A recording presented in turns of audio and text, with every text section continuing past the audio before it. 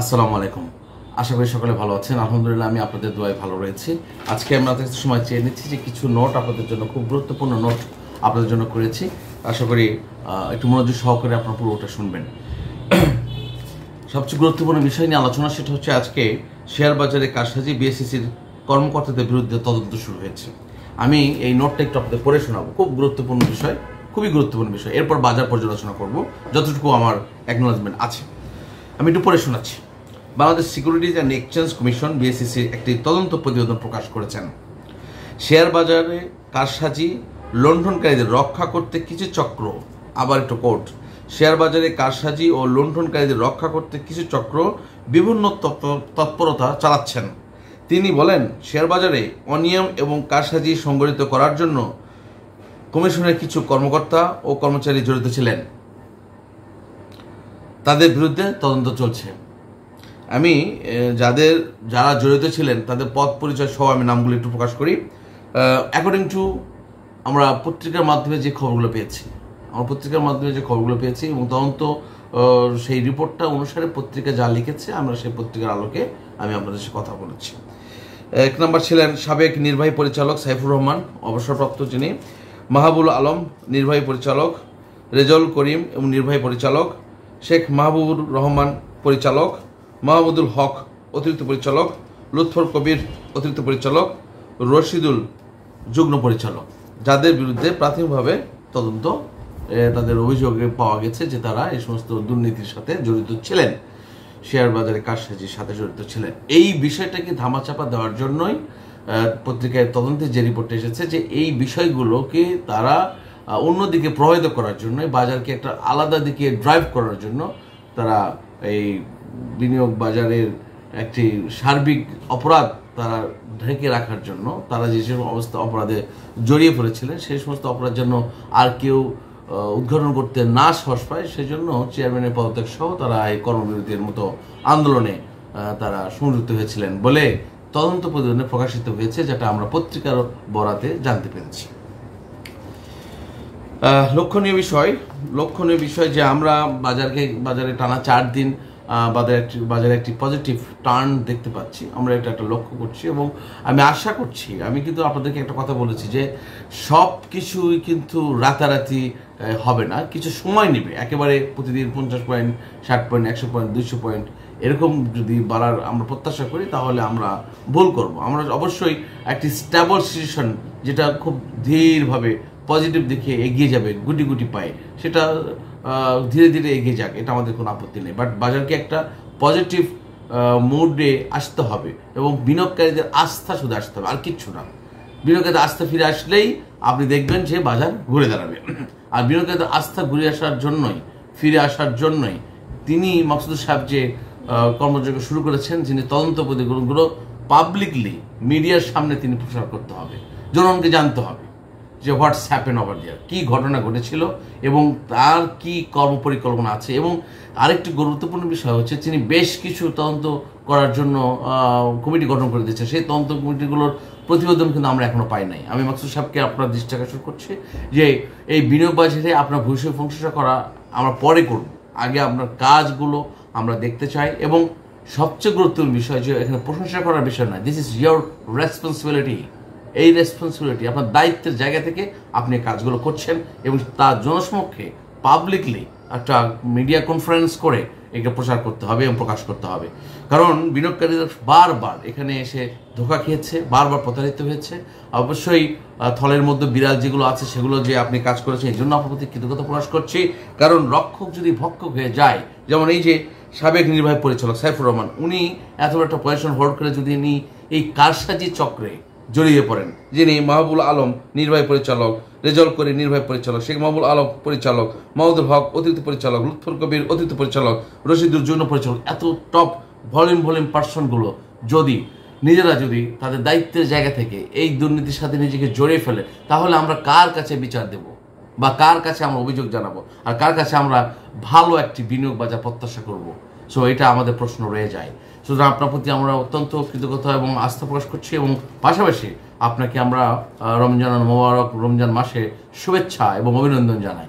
যে আমি আশা করি যে বিনিয়োগকারীরা যেন সামনের ঈদটা ভালোভাবে তারা সম্পাদন করতে পারে। বেশ কয়েকটা ঈদ গেছে বিনিয়োগকারীদের চোখের জলে, অনেক বিনিয়োগকারী হতাশায় নিমজ্জিত ছিলেন, অনেক বিনিয়োগকারী কি করবে এটা ভেবে চিনতে পায় নাই। সুতরাং আমি আপনার সুদৃষ্টি আকর্ষণ করছি যে বাজারের এই স্টেবল সিচুয়েশনটা যেন আর মানে এই ভূমিকম্পে এসে আর্থকুয়েক এসে যেন শেকিং না হয়ে অন্যদিকে না চলে যায়। আপনি শক্ত হাতে দাঁড়িয়ে থাকবেন। আমি আশা করছি আপনার মতো মানুষের এই ভূমিকাটা অত্যন্ত গুরুত্বপূর্ণ। আরেকটি গুরুত্বপূর্ণ বিষয় নিয়ে আলোচনা করব যে বাজারে যে আপনার টার্নিং দেখছেন, মুভমেন্টটা দেখছেন, আমি এটা তো অত্যন্ত আশাবাদী, ভালো কিছু হবে। হ্যাঁ, একটি বিষয় একটু আলোচনা করে নিই। আমি কিন্তু বারবার একটা কথা বলি, আমি কিন্তু কোনো কিছু নিয়ে প্রমোট করছি না, আমি কোনো কিছু প্রমোট করছি না, আমি কোনো কোম্পানির ব্র্যান্ডিং করি না, আমার করার ইচ্ছাও নেই। হ্যাঁ, তবে আমি কিছু কিছু যেহেতু আপনাদের সামনে আমি আলোচনা করি, অনেকেই বলছেন যে আপনি সরাসরি কথা বলেন না কেন, বা সরাসরি যদি সাজেশন দেন না কেন, এটা আপনার ক্ষতি আছে কিনা বা আপনার এখানে সমস্যা আছে কিনা। দেখুন, আমি যদি একটি পাবলিকলি বা এই যেমন একটা মিডিয়ার মাধ্যমে প্রায় 2000, 2500, 3000, 4000 ভিউ আপনারা দেখেন আমার ভিডিওটি, আমি যদি কোনো কোম্পানির কথা যদি আমি পাবলিকলি এভাবে বলে দিই, সরাসরি যদি বলে দিই, তাহলে একটা প্রভাব, নেতিবাচক প্রভাব বা ইতিবাচক প্রভাব বাজারে পড়তে পারে। আমি সেটা ভালো যদি বলি সেটা ভালোর দিকে পড়তে পারে, খারাপের দিকে যদি বলি খারাপের দিকে পড়তে পারে। যখন এই আস্থার জায়গা তৈরি হবে যে না ওনার এই কথাগুলো অ্যানালাইসিসগুলো সঠিক, এটা আস্থা তৈরি হবে, তবে অবশ্যই এটা একটা প্রভাবিত হবে। যেমন আমি সেই প্রভাবিত করার জন্য আমি আসছি, উদাহরণে আসছি, একটু মনোযোগ দিন। আমি কথাগুলো আবার একটু গুরুত্ব সহকারে বলছি। আমি অবশ্যই কোম্পানির স্পেসিফিক নামগুলো এইভাবে পাবলিকলি মিডিয়ায় আমি বলতে পারি না। হ্যাঁ, এটা বলা ঠিক নয়, কারণ আমি মানুষ, আমার ভুল হতে পারে। তখন প্রথম একটা বিষয়। দ্বিতীয় বিষয় হচ্ছে যে আমি যদি আমার প্রতি যারা আস্থাশীল আছে তারা যদি আমার কথা শুনে কিনে ফেলেন, সবাই যদি 4000 যদি কিনে ফেলেন, চিন্তা করে দেখুন যে ভলিউমটা কত দূর যাবে। যে 4000 লোক যদি প্রত্যেকে 10,000 করে শেয়ার কিনেন, তাহলে ভলিউমটা কত দূর যাবে।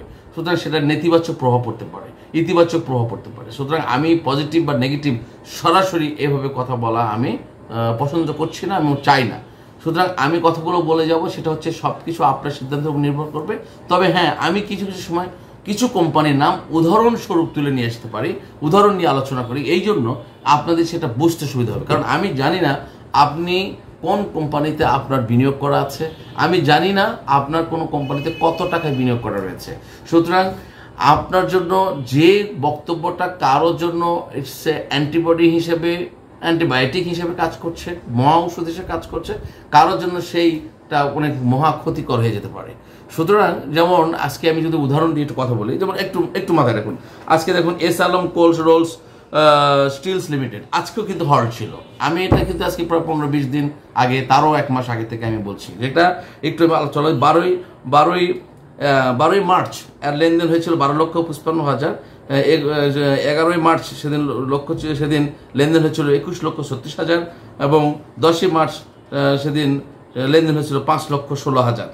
আচ্ছা, এর অভিযানটা শুরু হয়েছিল 16ই ফেব্রুয়ারি থেকে।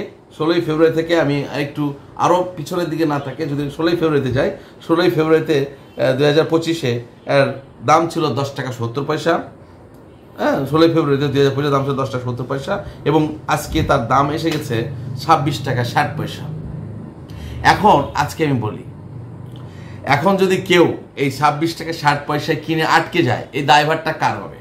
আপনি তো এখানে আমার কথা শুনে আসেন নাই, এসেছেন, আপনি এসেছেন যখন দেখতেছেন প্রতিদিন হল্ট হচ্ছে, কালকে আপনারটা হল্ট হবে, আপনি একটি গভীর প্রত্যাশা নিয়ে আপনি এখানে এসেছেন। ভাই, বিনিয়োগ করার সময় কিন্তু really if you invest this time, this is not a perfect time.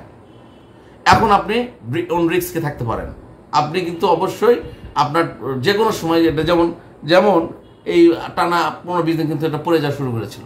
আমি কিন্তু আপনাকে অনুৎসাহিত করছি না, আপনাকে কিন্তু উৎসাহিত করছি না। আমি বলছি যে ইনভেস্টর এবং ট্রেডারের যে পার্থক্য সেটা বোঝানোর জন্য, যে এখন যারা ইনভেস্ট করছেন they are trader, mostly they are trader. যারা দোজ পিপুল আর এখন যারা ইনভেস্টে এসেছেন বা আসছেন, আজকে যে 21 লক্ষ, আমি আর একটি খুব সুন্দর একটা উদাহরণ বলি, যেমন এসপি সিরামিক আজকে লেনদেন হচ্ছে 68,15,000। ভাই, এরা কারা? আমি সেদিন বক্তব্য দিলাম এসপি সিরামিক, এক ভদ্রলোক ওখানে আপনি আমার স্ক্রিনে দেখতে পাচ্ছেন যে উনি বলেছেন যে আমি ভুল কথা বলেছি। হ্যাঁ, আপনার মন্তব্য আপনি করতে পারেন, it's your platform, comments is your platform. আমি শুধু একটা কথা, অবশ্যই আপনি শুধু শালীনতা বজায় রেখে আপনারা কমেন্টস করবেন, নো প্রবলেম। আপনার গঠনমূলক সমালোচনা করবেন, that's my expectation, that's we can learn from all of you. আমি সবার কাছে শিখতে চাই, আমরা শিখতে চাই। আপনি একটা বক্তব্য দিচ্ছেন, সেখান থেকে আমরা কিছু কালেক্ট করতে পারলে এটা আমাদের জন্য ভালো। This good for this platform actually. So আমি সেই বক্তব্য ধরে বলছি যে আজকে অবস্থাটা দেখেন, আজকে কিন্তু ঠিক 68 লক্ষ 15,000 হয়ে আজকে হল্ট হয়েছে, ঠিক আছে। কিন্তু আমি যেটা বলতেছি যে এই যে 9 ফেব্রুয়ারি এর দাম ছিল, দেখুন 9 ফেব্রুয়ারি এর দাম ছিল হলো 11 টাকা 20 পয়সা। আজকে এসপি সিরামিক ক্লোজিং প্রাইস হচ্ছে 20 টাকা। দ্যাট মিনস 9 ফেব্রুয়ারি থেকে আজকে কত, 13ই মার্চ, প্রাইসের পার্থক্য হয়ে গেছে 10 টাকা। সো আপনি এখন যদি ইনভেস্ট করেন ভাই, আপনি এখন ইনভেস্ট করলে যারা ওই যে 10ই ফেব্রুয়ারি আগে যারা ইনভেস্ট করেছে, দোজ আর ইনভেস্টর্স, তারা যদি এখন যতদিন থাকবে কীভাবে প্রফিট নেবে, they will take their decision.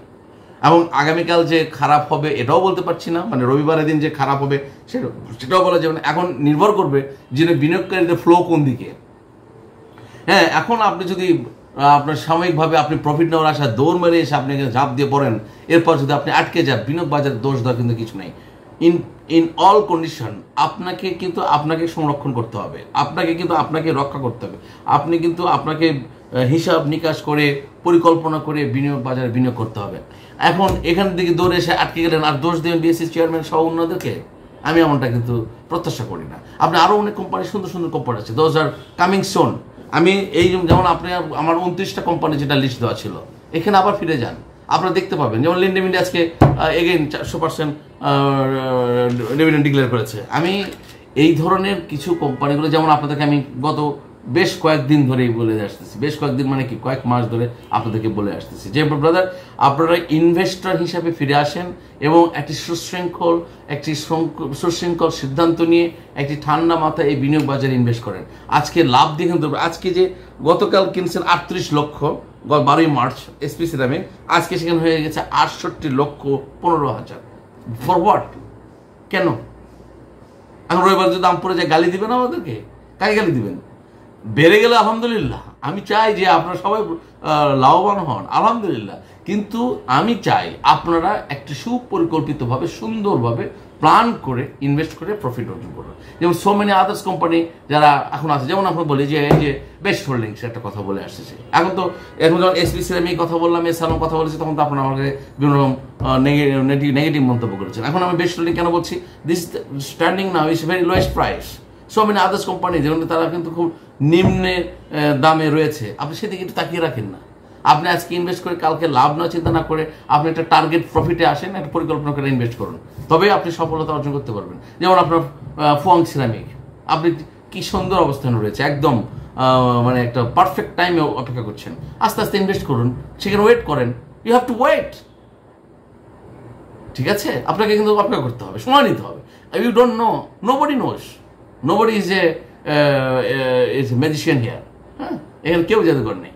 এখানে হচ্ছে যে আপনার বাজারের গতিবিধি। যেমন আজকে বলতে আমি আপনাদেরকে বলে রাখি, আজকে কিন্তু বাজার সিরামিকের দাম বেড়ে গেছে। আমি গত পরশু দিনও বলছি, তার আগে তো বলছি। আপনার সেই আবার 29টা আমরা যে কোম্পানি দিয়েছিলাম সেইগুলো আপনি ভিডিওগুলো লক্ষ্য করে দেখবেন, আর নিয়মিত ভিডিওটাগুলো দেখবেন, তাহলে ইনশাল্লাহ এই বাজারে আপনাকে হতাশ হওয়ার কিছু থাকবে না।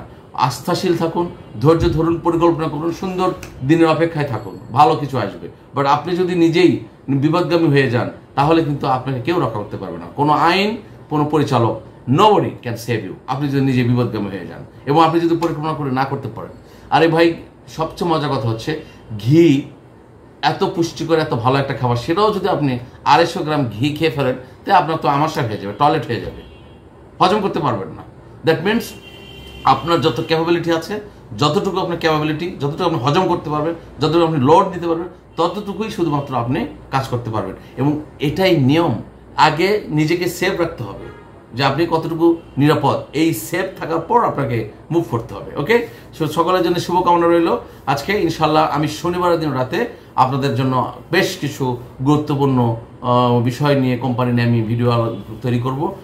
এবং তবে একটা কথা, যে রবিবারের দিন বাজারটা দেখার পর আপনাদের কাছে আমি কিছু যে জিনিসটা বলতে পারবো যে ঈদের আগে আমরা কোন দিকে প্রভাবিত হতে পারি। রবিবারে বাজার না দেখা পর্যন্ত আমি অনেক কিছু বলতে পারবো না। তবে কিছু পজিটিভ সাইন আসছে, সেটা হচ্ছে যে যুদ্ধের, ইউক্রেন রাশিয়ার যুদ্ধের কিন্তু একটা প্রাথমিক চুক্তিবদ্ধ হয়েছে, তারা যুদ্ধ করবে না, ইউক্রেন সেটা মেনে নিয়েছে। এবং বাংলাদেশে বর্তমানে জাতিসংঘের মহাসচিব বাংলাদেশে অবস্থান করছেন, এটা একটা ভালো সাইন। অবশ্যই এটা এই বাজারকে কিছুটা হলেও প্রভাবিত করতে পারে। আর পলিটিক্যাল স্ট্যাবলিশেশনগুলোর দিকে যাচ্ছে, নির্বাচনমুখী হয়ে আসছে বাংলাদেশ। বর্তমান প্রধান উপদেষ্টা পরিষদ, রাজনৈতিক দলগুলো প্রায় ঐক্যমত হয়ে আছে যে এই বছরের মধ্যে নির্বাচনের দিকে যাবে। তো সুতরাং most of the positive sign আমরা পাচ্ছি। অনাকাঙ্ক্ষিত কোনো ঘটনা যদি না ঘটে, ইনশাল্লাহ আমরা ভালো কিছু পাবো। সো সকলের জন্য শুভকামনা। আর সবচেয়ে বড় কথা হচ্ছে আপনার সিদ্ধান্ত, আপনার পরিকল্পনা ও আপনার মুনাফা, আপনার লাভ, আপনার invest, everything is years. So আপনি সব কিছু বিচার বিশ্লেষণ করে সিদ্ধান্ত নেবেন, এটাই হচ্ছে সবচেয়ে বড় কথা। কারো কথায় প্ররোচিত হবেন না, নিজের সিদ্ধান্ত নিজে নিন। সকলের জন্য শুভকামনা। আসসালামু আলাইকুম ওয়া রাহমাতুল্লাহি ওয়া বারাকাতুহু।